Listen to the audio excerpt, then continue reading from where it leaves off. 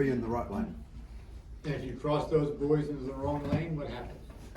I mean, in terms of penalties. There's no Obviously, penalty. No. But what it does is if you cross over that line and there is an incident, the boat that's in the wrong lane is entirely at fault. Unless we see someone crossing the line to take someone out, obviously. But fundamentally, once you're over the other side of the lane, you're in the wrong place, get back in your lane, okay? And we can't really have boats going wild on the beach because we don't have the beach exclusion zone beyond more than 15 metres beyond our course. So we've all got to stay tight on the course. And we've had a discussion with Lee Spear, you know Lee, our technical director. Sorry Lee, I should have introduced you earlier. But Lee's given the approval for that from the World Rowing point of view. World Rowing is still developing this whole event. It's exciting, it's new, it's potentially at the Olympics in 2028, already at the Commonwealth Games. So yeah, this is different to the World Rowings where you go around the two buoys, but we think the risk is the same if someone goes in the wrong place. So we're going to try and manage it this way, which means we can get it done quickly, more quickly. And just going back to the start. Yep. Pushing or no pushing? Pushing, whatever you like, no deeper than this, because the rule in Worlds was one thing and people did the other and there was no sanction. So we're just going to not, I'm just asking. you can push, exactly. So whatever you want, but if you go deeper than chest height, then that's potentially an exclusion for your crew. But as you know, we'll never get out that deep. If you can still be pushing someone above that deep, then No snorkels for the you're pusher. a porpoise or But something. if we bring out two basketball players, that's not cheating, is Yeah, it? no, Is that, no, you it's- lose it on the fairness rule. No, because it's all about safety of the pusher and being in a position to control themselves and get back to shore. So, but short pushers are strong, so you know. It's like a sled. Penalty box, okay. Now, we've decided to make a penalty box, or it's actually going to be a penalty driftwood, maybe? Yep. A penalty pole, which will be in equidistance from the flags, both flags on each side of the course, and also the finish. So if anyone's subject to a penalty, you should be told by the lane umpire as you get out of your boat that you're under penalty, and you go and hold the flag.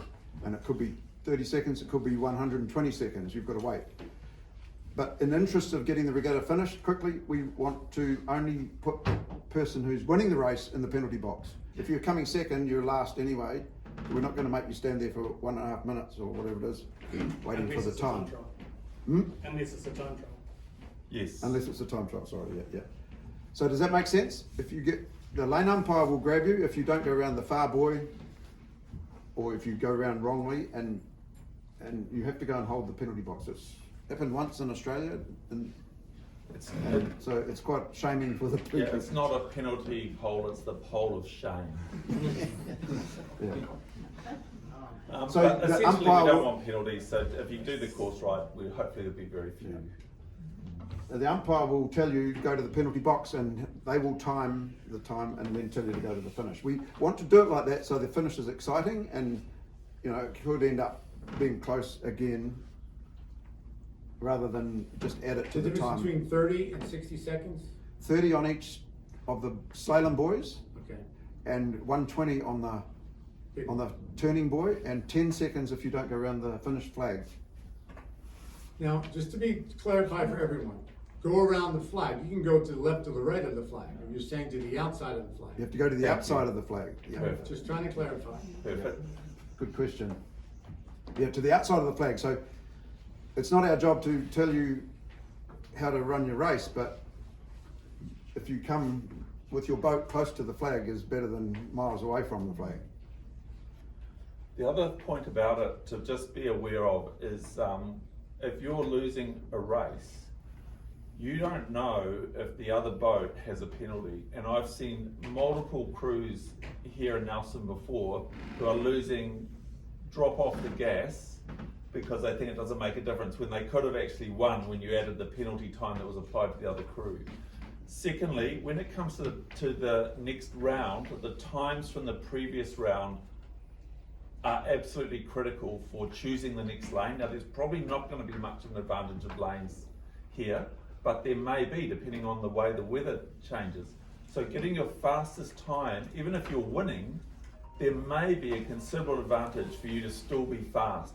So really, the purpose of that is, so you get to choose the lane. The fastest boat in a race chooses the lane that they want to be in. So race the whole time, because it can affect the outcome of the final or the race. Because if we finish early or something, the conditions don't allow us to continue, then the result will be based on the previous round. And Lee over here is going to be in charge of the lane management. So when you want to advise which lane you want, you've got to do it 10 minutes before your next race. At least 10 minutes. Yeah, at least 10 minutes. And if you're not there within 10 minutes of this next race start time, then we'll choose it for you. Where's there when we go to, or when the winners go, do we just blindly?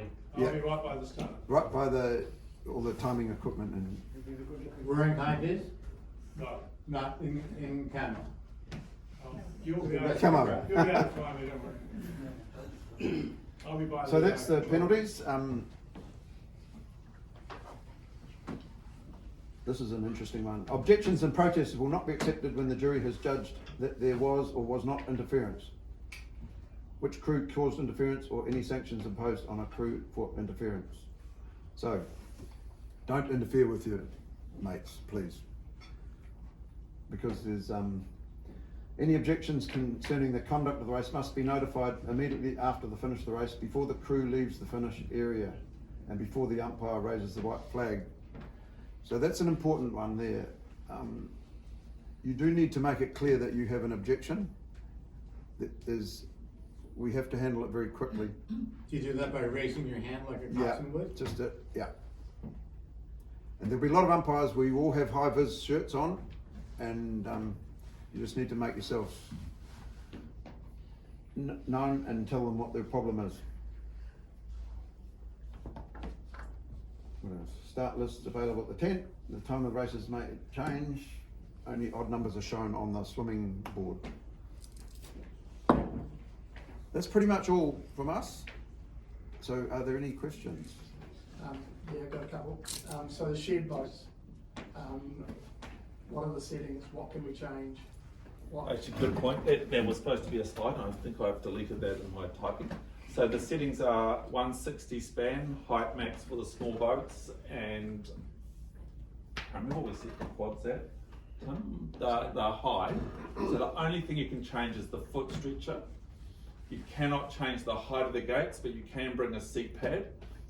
Mike, we're going to enroll you to check the small boats in the morning, because they've all turned up from all around the place. So that's going to be your job. And are you picking Emma up in the morning, or is she We can talk about that. Okay. So the standard, you cannot, if you start shifting heights on the sculls, on the gates, that's like Hiroshima. We're going to go nuts, because we have no time. And it's standard at international events. You cannot change the settings. So no one is using their own boats? No one's using their own boats. No. All length? Pardon? All length? An inboard? If you provide your own oars, you're welcome to set them however you want. If you're using the pool oars, they're set at 88 inboard and overall 286, and you can't change them. But if you've organised with someone to have your own, then you do what you want. Differential in height? We haven't done that on the quads, no. No, but on the small boats, differential, 10, 15 mil?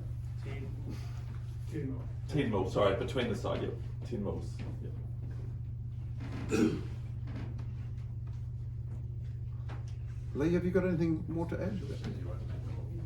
No, thanks, that was pretty good briefing. I don't understand that, then we got a bit of fun tomorrow. We really don't want, like we tell you the rules, but the rules are really about safety and having fun and making it fair. And so we really don't want to give penalties. Like the pole of shame is fine to use, but it'd be better if you don't. And we just want to have a real blast. The weather's not looking as good. It's looking like a few spits of rain, so be prepared. But hopefully it'll be good conditions all around. Thank you very much for coming. And if you like the t-shirts, talk to Millie. Thank you. Thanks, folks. Have fun. Yeah, very good.